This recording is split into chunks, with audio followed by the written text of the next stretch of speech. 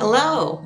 If you are going through a breakup or the ending of a relationship with a narcissist, whether that's an intimate partner, a family member, or a friend, you know that this process probably looks and feels very different from the ending of any other relationship that you've been in.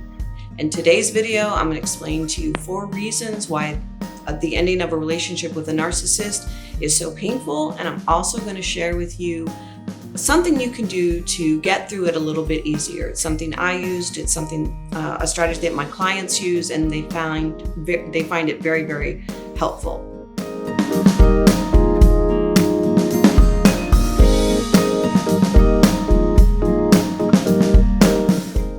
If we're just meeting, I'm Tamara, your courtroom companion.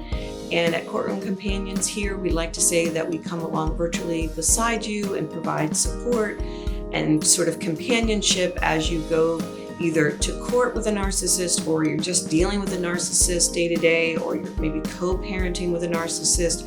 We like to come alongside you and help you go through that process a little bit easier. My passion is helping people just like you heal from narcissistic abuse, family court, or custody, so that you can build your life back better and better. That's my passion. That's why I started this channel. If you haven't heard, I recently launched the membership community of this YouTube channel. It's where our courtroom companions all come together and we support each other. It's a really supportive group.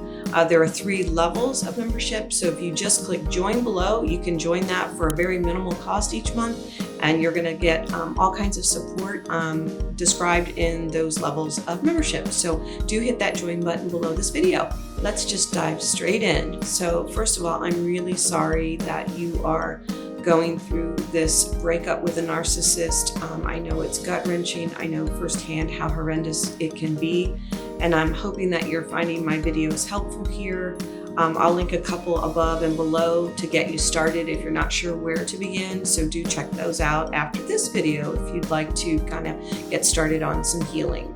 So what are those 4 reasons why this particular breakup seems more horrendous to get through, and why is it so painful than the others? And again, this can be from an intimate partner breakup. It could be just the ending of a family relationship or a friendship that you've had that meant a lot to you, and you're wondering, why am I feeling so much pain? So I'm going to share those 4 reasons. The first is recognizing and realizing that you're probably the only one hurting because of the ending of the relationship. Normally, when you're in a relationship with someone and it ends, you know you're both going through some pain. You both know you're probably wondering what you could have done to save it. You're probably both wondering, if you had just done this or if you just done that. That happens in a normal relationship. But when you're ending a relationship with a narcissist, that's not happening.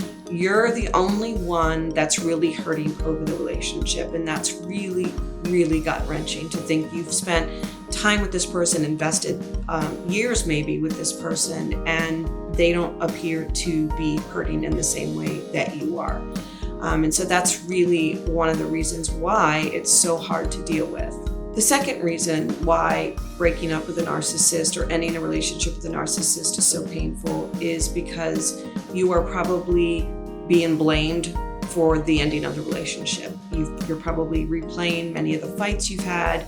You are maybe receiving text messages about why you should be blamed for the relationship, and that's really hard when you're experiencing the grief over the loss of a relationship. It's hard to keep hearing that you're to blame, and that's what narcissists do. They want to make sure that you are holding all the blame and they are not taking any responsibility for it, and that's really hard to deal with. In normal relationships, that's not the case. Both people are probably thinking that they're to blame for part of it, but that's not the case with a narcissist. The third reason why it's really hard ending a relationship with a narcissist is because you're watching them move on very, very quickly to the new supply. This could be a girlfriend, it could be another friend, it could be another family member that they're talking to you about, but they've moved on pretty quickly. You start to see it all over social media perhaps. You might be hearing about it through third parties. You might be seeing things out in public that are just kind of obvious signs that the person has just moved on without you. And here you are experiencing the most pain you probably felt ever in life about relationships ending. I know there are more things other than breakups that cause pain. I'm not talking about, death or divorce or something. I'm just saying that if you're dealing with the loss of a narcissistic relationship, it's really painful to watch that other person move on so quickly, and it's so horrendous. And this part where they've sort of let you go and moved on to the next person, it's called the discard phase. And I'll link above and below a video I did on that discard phase that will probably be of some benefit to you if you are in the situation where the narcissist has moved on with someone else. And the fourth reason why it's so painful to end the relationship with a narcissist, whether you've done the ending or the narcissist has done the ending, is because you're realizing that you gave way too much to this person who didn't deserve it. Because as you watch or feel or experience the discard from the narcissist, or you see that they're not having any pain as a result of this, you start to realize that this person received too much from you, too much love, too much support. And that's really painful to deal with. In a normal relationship, when a normal relationship ends, that other person deserved your love. It just didn't work out for some reason. But with a narcissist, when you see how poorly they treat you during the breakup, you begin to realize that that person didn't deserve all that you gave them. And that's really hard to kind of experience. And there are other reasons, but those are four main reasons why breaking up with a narcissist or ending a relationship with a narcissist is so painful. But I told you initially in the video that I would tell you what you could do to kind of start the process of healing from this. And besides watching the videos that I've linked above and below, one of the things that I did when I was going through my healing process when my relationship with a narcissist ended, and it's also something I teach my clients and they also find great success in, is to start journaling, but in a very specific way. You can start to journal some of the experiences that you had during the relationship. One's maybe some big arguments or some big hot topics that you had in the relationship where you felt a lot of pain trying to maneuver through them, trying to find resolution to them. Start with one or two of the big ones. And what I want you to do is to get a journal and start journaling everything that happened in that fight or that argument or that topic. Write down the things that the narcissist said. Write down the things that you said. Write down everything that you can remember about that topic. And then what I want you to do is to journal out what would you have liked to have seen happen? What would the narcissist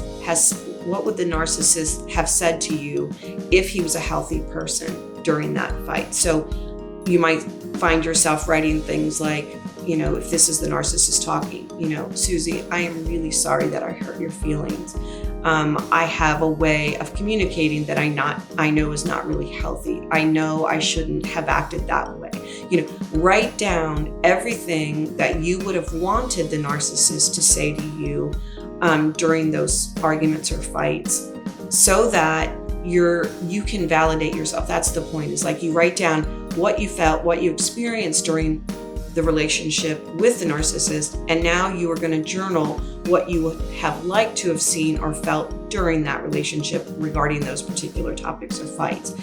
And what you'll find is that you are getting out all the things that the narcissist never let you have. They don't let you have validation. They don't take accountability. They don't make you feel loved and cherished when you all are in disagreement. And so this journaling process in this way was very beneficial to me, and it's been very beneficial for my clients to finally move past, because you don't get resolution with a narcissist in any way about anything.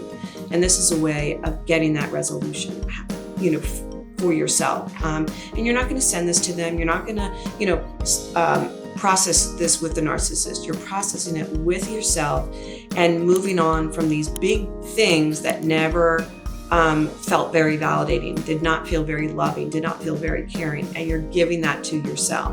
And as you tackle a couple more. And I think that you will find your healing beginning when you're not involving the narcissist in your healing process. You're not giving energy to what he or she is doing. You're not giving energy to perhaps the smear campaign that they're doing. And I'll link a smear campaign video that I did recently as well. But start to journal in this way and let us know in the comments how helpful it is. I found that when I journaled in this way, my heart began to mend. And this, started my healing process in a really big way. So I hope you found this video helpful. And again, if you did find it helpful, please leave us a comment below and let us know kind of what aha moments came out of it for you. We really appreciate it here at the community. And again, hit that join button so you can get that exclusive content that I only offer to my members. Have a great day. Bye-bye.